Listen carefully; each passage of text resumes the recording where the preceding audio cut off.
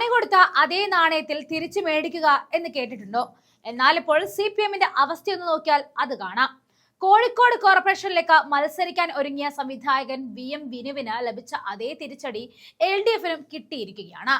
തിരുവനന്തപുരം കുറവൻകോണം ഡിവിഷനിലാണ് വിനുവിന് സമാനമായ അവസ്ഥ ഇടതുമുന്നണിക്കും നേരിടേണ്ടി വന്നത്. വോട്ടർ പട്ടികയിൽ പേരില്ല എന്ന് കണ്ടെത്തിയതോടെ LDF സ്ഥാനാർത്ഥിയായി നിശ്ചയിച്ച അഡ്വക്കേറ്റ് KC സൗമ്യയെ മാറ്റേണ്ടി വന്നിരിക്കുന്നു. കുറവൻകോണം ഡിവിഷൻ ഇടതുമുന്നണി ഘടകകക്ഷിയായ RJDക്കാണ് നൽകിയിരുന്നത്. വോട്ടർ പട്ടികയിൽ പേരില്ലാത്തത് ശ്രദ്ധയിൽപ്പെട്ട സൗമ്യ പരാതി നൽകിയെങ്കിലും ഹൈക്കോടതി തള്ളുകയായിരുന്നു. ഇതേ തുടർന്ന് സൗമ്യ മത്സര രംഗത്തു നിന്നും പിന്മാറുകയായിരുന്നു. വാർഡ് കൺവെൻഷൻ നടക്കുന്നതിന് തൊട്ടു മുൻപായിരുന്നു പിന്മാറ്റം നടന്നതും. RJD സ്ഥാനാർത്ഥി പിന്മാറിയ സാഹചര്യത്തിൽ സീറ്റ് CPM ഏറ്റെടുത്തേക്കും എന്നാണ് റിപ്പോർട്ടുകൾ. പകരം സ്ഥാനാർത്ഥിയെ ഇന്ന് തന്നെ പത്രിക സമർപ്പിക്കും എന്നും അറിയാൻ കഴിയുന്നുണ്ട്. സംസ്ഥാനത്തെ തദ്ദേശ സ്ഥാപനങ്ങളിലേക്കുള്ള നാമനിർദ്ദേശക പത്രിക സമർപ്പണത്തിലുള്ള അവസാന തീയതി നാളെയാണ്.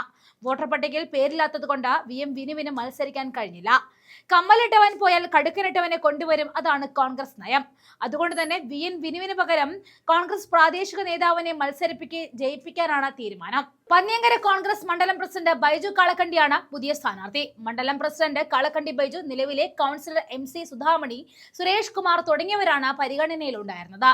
മുതിർന്ന നേതാക്കളെ കളത്തിലിറക്കാമെന്ന ആലോചന ഉണ്ടായിരുന്നെങ്കിലും നേരത്തെ സ്ഥാനാർത്ഥി പട്ടികയിൽ പരിഗണിക്കപ്പെടാത്തവരെ രംഗത്തിറക്കുവാനാണ് കോർ കമ്മിറ്റി തീരുമാനിച്ചത്. VM വിനു, ജോയ് മാത്യു എന്നിവർ താരപ്രചാരകരായിട്ട് രംഗത്തേക്ക് ഇറങ്ങും. പാർട്ടി വലിയ ഉത്തരവാദിത്തമാണ് ഏൽപ്പിച്ചത് എന്നും UDF-ന് വലിയ മുന്നേറ്റം ഉണ്ടാകുമെന്നും ബൈജു പറയുകയാണ്. വോട്ടർ പട്ടികയിൽ പേര് ചേർക്കണമെന്നും ആവശ്യപ്പെട്ട് കഴിഞ്ഞ ദിവസം VM വിനു നൽകിയ ഹർജി ഹൈക്കോടതി തള്ളിയിരുന്നു. അതോടെയാണ് വിനുവിന് മത്സരിക്കാനുള്ള സാധ്യത ഇല്ലാതായത്. സെലിബ്രിറ്റി ആയതിനാൽ മാത്രം അനുകൂല ഉത്തരവ് നൽകാനാകില്ല എന്നും സെലിബ്രിറ്റികൾക്കും സാധാരണക്കാർക്കും ഒരേ നിയമമാണെന്നും വ്യക്തമാക്കുകയായിരുന്നു ഹൈക്കോടതി.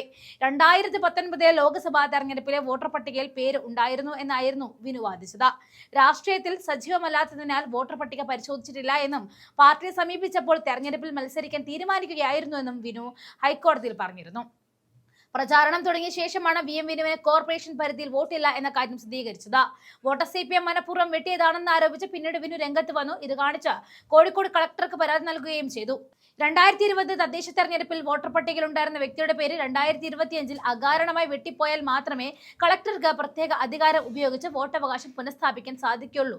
എന്നാൽ 2020 വോട്ടർ പട്ടികയിലും വിനുവിന് പേരില്ലായിരുന്നുവെന്ന് LDF ചൂണ്ടിക്കാണിക്കുകയായിരുന്നു. തുടർന്ന് തന്റെ അപേക്ഷയിൽ കളക്ടറിൽ നിന്നും അനുകൂല നടപടി ഇല്ലാതെ വന്നപ്പോഴായിരുന്നു വിനു ഹൈക്കോടതിയെ സമീപിച്ചതും.